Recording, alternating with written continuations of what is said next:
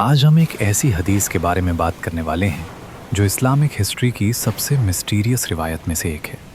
ये रिवायत बताती है कि एक सहाबी ने खुद एक अजीब आइलैंड पर एक ऐसे आदमी को देखा जो खुद को दज्जाल बताता था।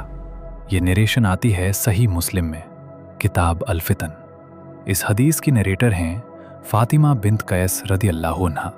उन्होंने बताया कि एक दिन रसूलुल्लाह सल्लल्लाहु अलैहि वसल्लम ने नमाज के बाद लोगों को मस्जिद में जमा किया और फरमाया, मैं तुम्हें इसलिए जमा किया है क्योंकि तैममदारी ने मुझे एक ऐसी बात बताई है जो मेरी बताई हुई दज्जाल की साइंस से मैच करती है।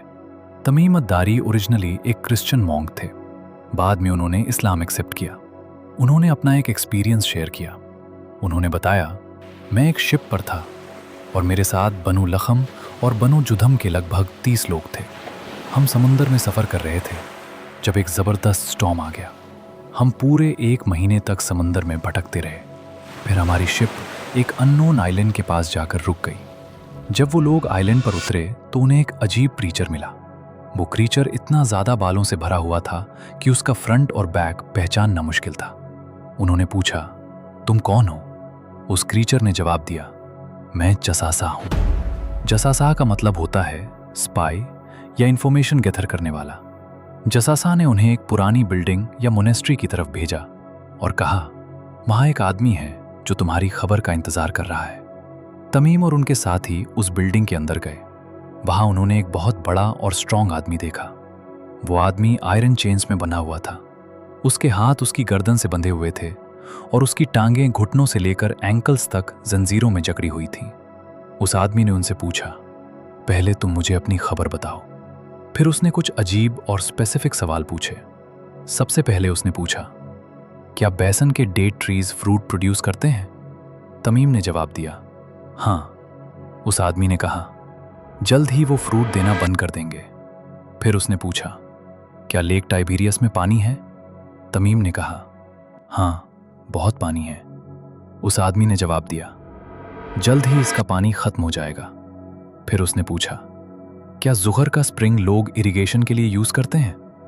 तमीम ने कहा, हाँ। फिर उस आदमी ने एक और सवाल पूछा, क्या अरब में एक प्रॉफिट अपीयर हो चुके हैं? तमीम ने कहा, हाँ। उसने पूछा, क्या लोग उनको फॉलो करते हैं?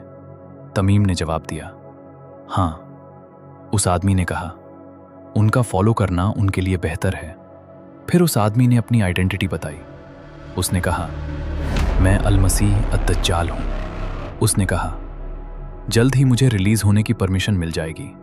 उस वक्त मैं दुनिया में निकलूंगा और हर सिटी में जाऊंगा। लेकिन 2 सिटीज़ हैं जहां मैं कभी एंटर नहीं कर पाऊंगा। वो है मक्का और मदीना। जब भी मैं उन सिटीज़ में एंटर करने की कोशिश करूंगा, एंजल्स मुझे रोक देंगे। जब तमीमदारी ने यह कहानी रसूलुल्लाह सल्लल्लाहु अलैहि वसल्लम को सुनाई तो रसूलुल्लाह सल्लल्लाहु अलैहि वसल्लम ने सहाबा को मस्जिद में जमा करके ये कहानी शेयर की। और फिर प्रॉफिट सल्लल्लाहु अलैहि वसल्लम ने अपनी स्टिक से ईस्ट की डायरेक्शन में इशारा करते हुए कहा, दज्जाल वहीं तरफ है, वहीं तरफ है। यह रिवायत सही मुस्लिम में रिकॉर्डेड है, हदीस नंबर 2942। इस नरेशन की वजह से बहुत से इस्लामिक स्कॉलर का मानना है कि दज्जाल ऑलरेडी एग्जिस्ट करता है, लेकिन अल्लाह की परमिशन तक रिस्ट्रेंड है। और जब वक्त आएगा वो दुनिया में एक बहुत बड़ा फितना लेकर निकलेगा। इसलिए प्रॉफिट मोहम्मद सल्लल्लाहु अलैहि वसल्लम ने हमें वार्न किया कि दज्जाल का फितना इंसानी हिस्ट्री का सबसे बड़ा फितना होगा। और इस फितना से बचने के लिए प्रॉफिट सल्लल्लाहु अलैहि वसल्लम ने एक खास प्रोटेक्शन भी बताई। जो इंसान सूरह कहफ की पहली 10 आयत पढ़े या याद करे, अल्लाह उसे दज्जाल के फितना से महफूज रखेगा। रेफरेंस, सही मुस्लिम, किताब अल फितान। ये थी तमीमदारी की हैरान कर देने वाली कहानी, जो दज्जाल के बारे में सबसे मिस्टीरियस और ऑथेंटिक नरेशंस में से एक है।